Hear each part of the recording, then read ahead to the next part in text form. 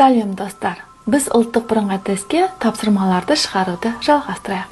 Келесі бізге 4-ші есеп берілсін. 4-ші есептің шартында пойыз 245 километр жолды 3,5 сағатта жүреді.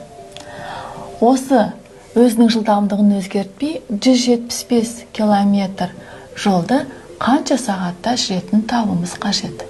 Яғни уақыт белгісіз. Бұл есептің шартында бізге беріліп тұр тура пропорционалдық. Яғни пойыз жүреді барлық ара қашықтық 245 болса, осы жолға ол 3,5 сағат жұмсайды.